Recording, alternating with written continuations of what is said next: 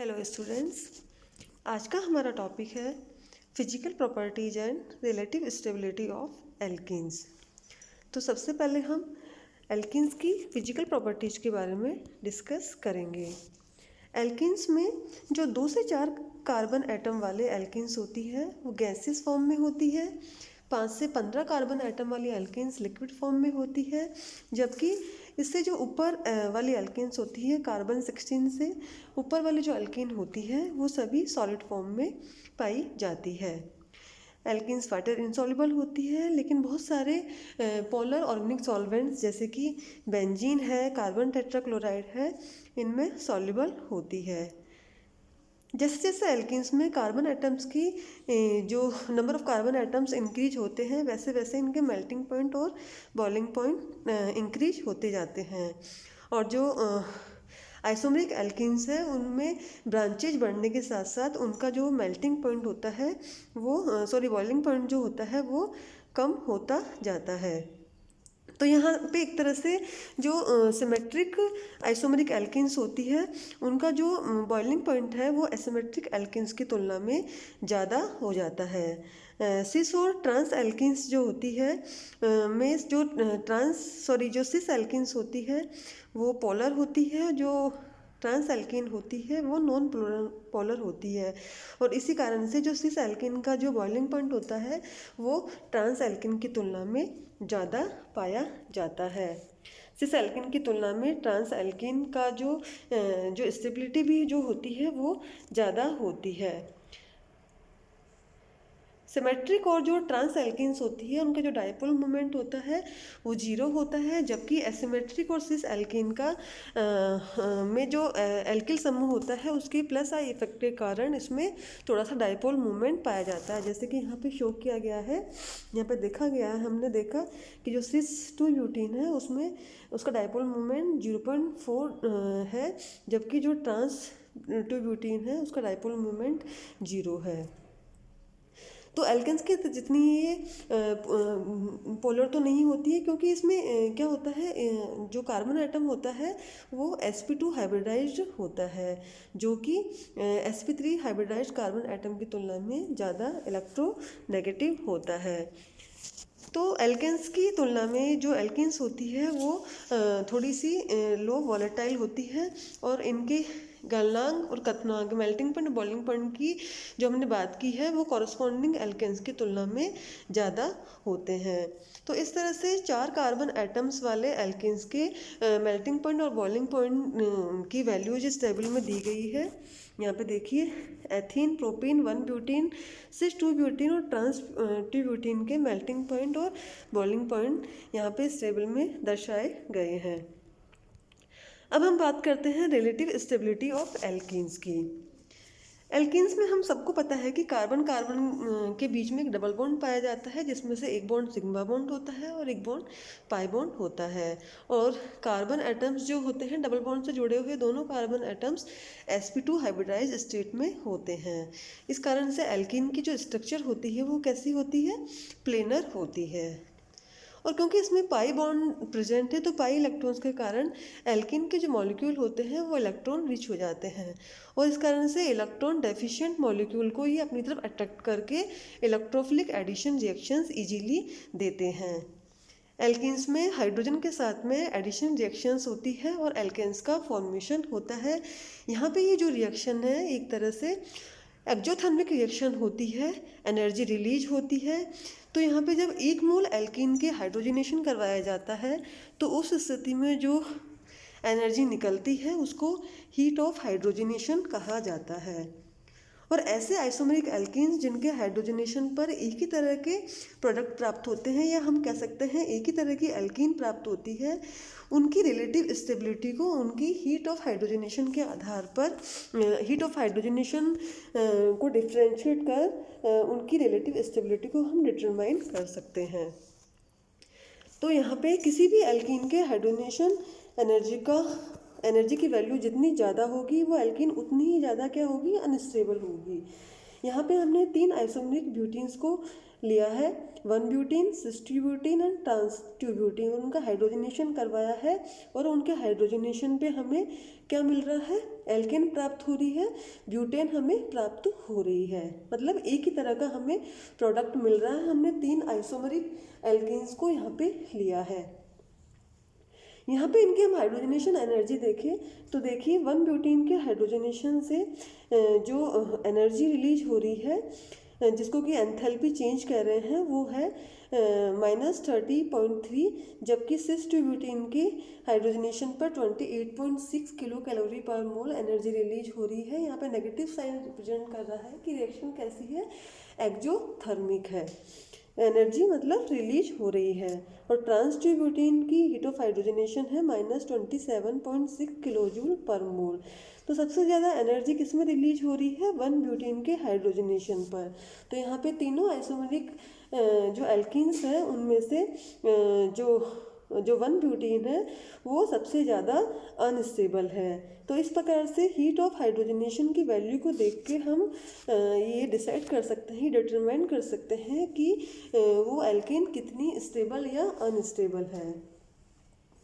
इस तरह से जो रिएक्शन है, इस रिएक्शन में जो प्रोडक्ट है वो समान है, और एक तरह से जो हमने रिएजेंट काम में लिया है हाइड्रोजन वो भी समान है, लेकिन यहाँ पे फिर भी हाइड्रोजनेशन एनर्जी की जो वैल्यू है वो अलग अलग आ रही है। तो इस तरह से हीट ऑफ हाइड्रोजनेशन की वैल्यू के कारण हम इस रिएक्शन में जो भी एल्कीन काम में ले रहे हैं उसकी स्टेबिलिटी से एक तरह से डायरेक्ट इसका रिलेशन निकाल सकते हैं। जिस एल्कीन की हाइड्रोजनेशन एनर्जी ज़्यादा है उसकी जो पोटेंशियल एनर्जी है वो भी ज़्यादा है, क्योंकि पोटेंशियल एनर्जी उसकी स्टेबिलिटी के डायरेक्टली प्रोपोर्शनल होती है। तो इस तरह से एल्कीन की एनर्जी या हाइड्रोजनेशन एनर्जी की वैल्यू अधिक होने पर उसकी जो स्टेबिलिटी होगी वो कम होगी। तो यहाँ पे 1 ब्यूटीन सबसे ज़्यादा अनस्टेबल है, और सबसे ज़्यादा स्टेबिलिटी यहाँ पे ट्रांस 2 ब्यूटीन की है। यहाँ पे जो इनकी रिलेटिव स्टेबिलिटी है या इनकी रिलेटिव स्टेबिलिटी को इस तरह से एनर्जी प्रोफाइल डायग्राम के द्वारा समझाया गया है। यहाँ पे देखिए सबसे ज़्यादा एनर्जी यहाँ पे 1 ब्यूटीन की है, फिर 6 ब्यूटीन, फिर ट्रांस ब्यूटीन। तो यहाँ पे इनकी जो एनर्जी है, इनकी एनर्जी में जो डिफरेंस है, यहाँ पे ट्रांस 2 ब्यूटीन और 6 2 ब्यूटीन की एनर्जी में जो डिफरेंस है वो 1 किलो कैलोरी पर मोल है, जो कि बहुत कम है। जबकि 1 ब्यूटीन ट्रांस 1 ब्यूटीन और 6 2 ब्यूटीन जो है वो 2.7 और 1.7 किलो कैलोरी पर मोल लेस स्टेबल है। तो इस तरह से इनकी जो एनर्जी डिफरेंस है उसके द्वारा हम इनकी रिलेटिव स्टेबिलिटी को हम डिटरमाइन कर सकते हैं। कुछ और एल्कीन्स हैं जिनकी हाइड्रोजनेशन एनर्जी को की वैल्यू स्टेबल में दी गई है। यहाँ पे देखिए कुछ एल्कीन्स दी गई है और उनकी हाइड्रोजनेशन एनर्जी यहाँ पे शो की गई है। तो सबसे ज़्यादा एनर्जी यहाँ पे है 3 मेथिल 1 ब्यूटीन की, जो कि सबसे ज़्यादा अनस्टेबल है। और सबसे कम एनर्जी स्टेबल में देखें तो सबसे कम एनर्जी है 2,3 डाईमेथिल 2 ब्यूटीन की। तो सबसे ज़्यादा स्टेबल 2,3 डाईमेथिल 2 ब्यूटीन स्टेबल में यहाँ पे है। तो जिस एल्कीन में डबल बॉन्ड से बॉन्डेड कार्बन एटम से जुड़े हुए एल्किल समूह की संख्या ज़्यादा होगी, उसके लिए डेल्टा H या एंथैल्पी चेंज की वैल्यू सबसे कम होगी और वो एल्कीन सबसे ज़्यादा स्टेबल होगी। तो इस तरह से हीट ऑफ हाइड्रोजनेशन के आधार पर हम बहुत सारी आइसोमेरिक डिफरेंट आइसोमेरिक एल्कीन्स की स्टेबिलिटी के ऑर्डर को हम शो कर सकते हैं। तो यहाँ पे बहुत सारी एल्कीन्स हैं जिनके स्टेबिलिटी ऑर्डर को डिक्रीजिंग ऑर्डर में यहाँ पे दिखाया गया है। एल्कीन्स में क्योंकि डबल बॉन्ड से bonded carbon atoms sp2 hybridize होते हैं और जो कार्बन एटम्स होते हैं वो क्या होते हैं, इलेक्ट्रॉन अट्रैक्ट करने वाले होते हैं। तो इन कार्बन एटम्स पर उपस्थित जो समूह होते हैं प्लस आई वाले समूह वो एल्कीन्स की स्टेबिलिटी को बढ़ा देते हैं। तो इस कारण से कार्बन कार्बन डबल बॉन्ड से सिग्मा बॉन्ड द्वारा जुड़े हुए एल्किल समूहों का इलेक्ट्रॉन्स एल्किल समूह के इलेक्ट्रॉन्स का पोलराइजेशन हो जाता है और उस स्थिति में एल्कीन्स की स्टेबिलिटी इंक्रीज हो जाती है। तो एल्किल समूह हाइड्रोजन एटम की तुलना में ज़्यादा इलेक्ट्रॉन रिलीजिंग होते हैं और इस कारण से वो क्या कर रहे हैं, उसकी एल्कीन्स की स्टेबिलिटी को बढ़ा रहे हैं।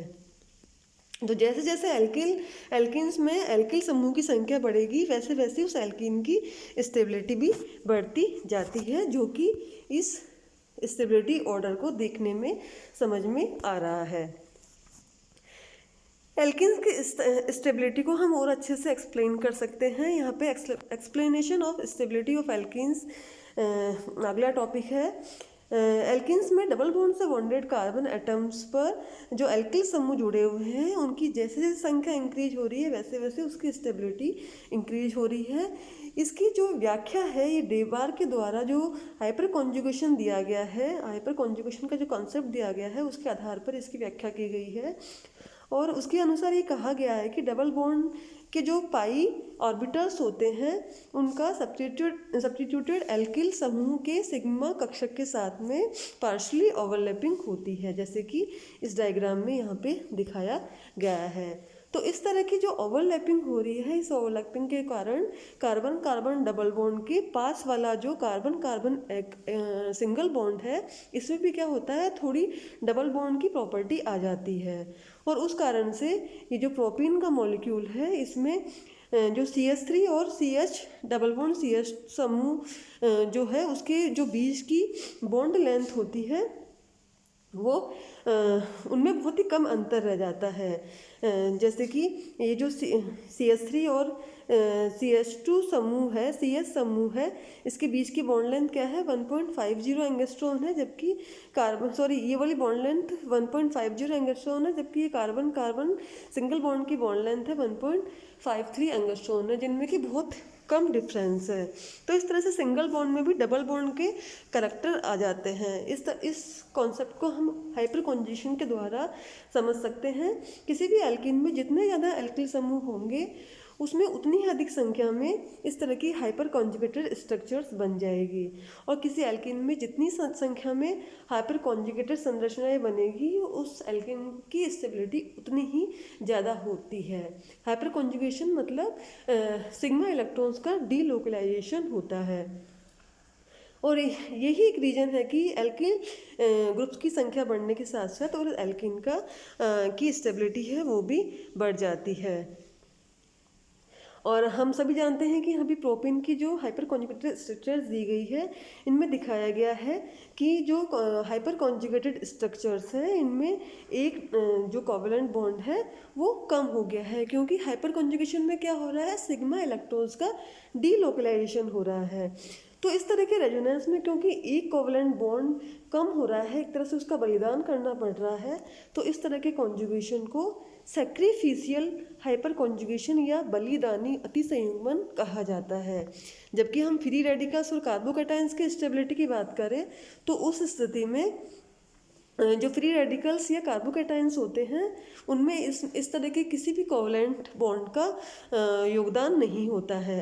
तो उसमें इन फ्री रेडिकल्स और कार्बोकैटायंस में जो कॉन्जुगेशन पाया जाता है उसको बोलते हैं आइसोवैलेंट हाइपर कॉन्जुगेशन।